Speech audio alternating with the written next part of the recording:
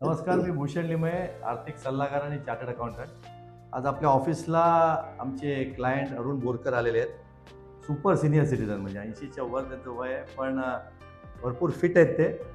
भरपूर फिरत पण असतात, फॉरेन ट्रिप्स करत असतात, त्यांना फिरायला आवडतं त्यांना आणि त्यांच्या मिसेसला.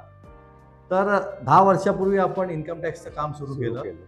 त्यावेळेला तुमचं इन्व्हेस्टमेंट चा प्रकार काय होता, म्हणजे कुठे इन्व्हेस्टमेंट होते तुमच्या? बँक एफडी आणि कंपनी एफडी काही थोड्या प्रमाणात होतं, म्हणजे 2 ठिकाणी होतं, बँक एफडी आणि कंपनी एफडी. फक्त एफडीच.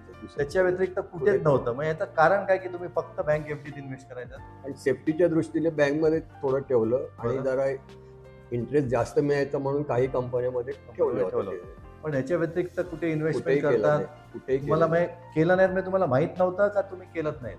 नाही, माहित नव्हतं. दुसरं LICचं होतं माझ्या, ते सगळे मॅच्युअर झाल्या, पण त्याच्यात त्यावेळेला काय मला तेवढं त्यातनं रिटर्न काय नव्हतं, फक्त ते टॅक्स बेनिफिट मिळायचं म्हणून त्याच्यानंतर मग तिथे LIC पण बंदच केलं.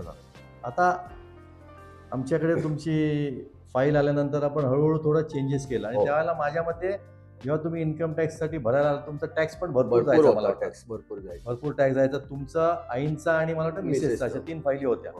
आपण मग हळूहळू थोडं मी तुम्हाला ऍडवाइस केलं की म्युच्युअल फंड मधनं आपण इन्व्हेस्टमेंट करूया. तुम्हाला त्याचा एक्सपिरियन्स नव्हता म्हणून आपण छोट्या फिगर केलं आणि थोडे तुम्ही मग LICच्या मला पेन्शन म्हणजे मंथली, आता मी रिटायर्ड असल्यामुळे मंथली इन्कम काहीतरी हवं त्या दृष्टीने तो ऍडवाइस केला. आता 10 वर्षात आपण थोडं पेन्शन प्लॅन मध्ये इन्व्हेस्टमेंट केलंय, म्युच्युअल फंड मध्ये केलं. आता एफडी जी जुनी होती त्याच्यापेक्षा भरपूर कमी झालं. हो, एफडी मी कमी करून या बाजूला सगळं डायव्हर्ट केलं. तुमची मानसिकता काय, म्हणजे ते तुम्हाला झालेलं बरोबर वाटतंय, चांगलं झालं काय? मी आधी सर्व्हिस करण्यापेक्षा मी जास्त आता कम्फर्टेबल वाटायला लागलो. बरोबर, महिना टू महिना पैसे येतात आणि मला जेवढे यायचे इयरली इन्कम सर्व्हिसला असताना त्यापेक्षा आता जास्त यायला लागले. आणि म्युच्युअल फंड मध्ये तुम्ही जे इन्व्हेस्टमेंट केलं त्याचा एक्सपिरियन्स कसा होता? खूप चांगला होता, कारण त्याच्यात प्रॉफिट पण झाला. ते प्रॉफिट परत इन्व्हेस्ट करायला तुम्ही ऍडवाइस केला, तो हे केला.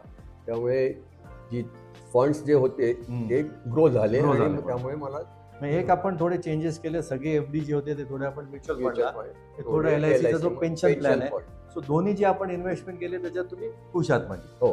आता LICचं पेन्शनचं सांगितलं, ते मला ते सुरुवातीपासून ते प्रीमियम भरायची माझी इच्छा नव्हती, वन टाइम भरायचं होतं म्हणून त्या दृष्टीने मी त्याच्यात हे केलं.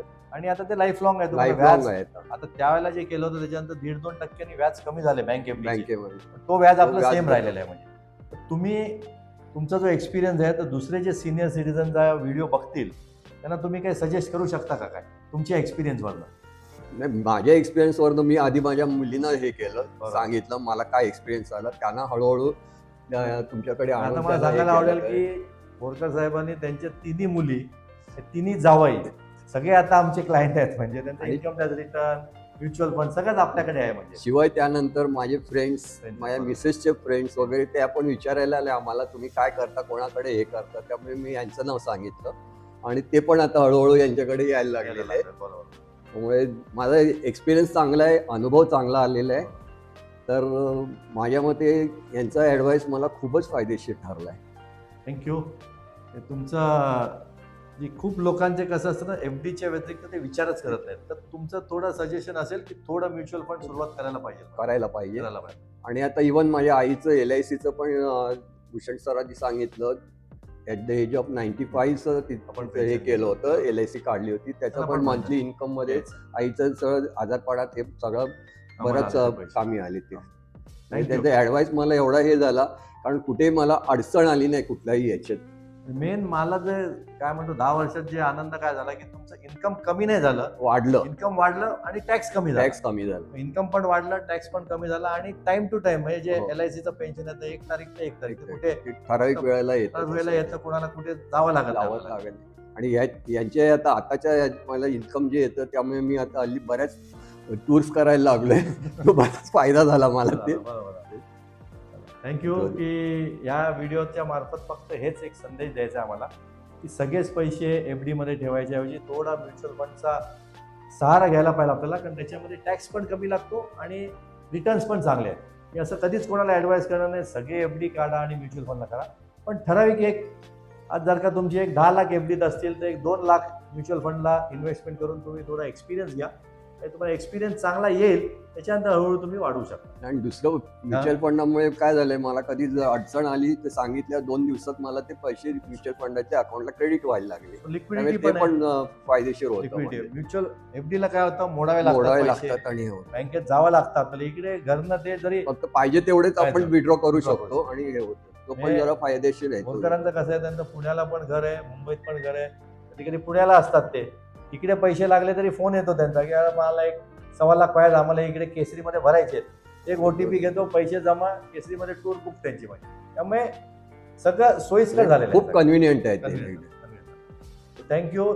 तुम्हाला पण कधी काही सिनियर सिटीजन जे व्हिडिओ ऐकत असतील, तुम्हाला कधी ॲडवाईस लागला, माझा वरती फोन नंबर दिलेला आहे, तुम्ही कॉन्टॅक्ट करू शकता. शिवाजी पार्कला आपल्या ऑफिस आहे, अगदी फडके लॅबच्या जवळ. मी अपॉइंटमेंट घेऊन फोन करून येऊ शकता, आपण 1 to 1 बोलू शकतो. तुमचे जे स्पेसिफिक जे रिक्वायरमेंट आहे त्याप्रमाणे आपण एक इन्व्हेस्टमेंटची स्ट्रॅटेजी प्लॅन करू शकतो. थँक्यू.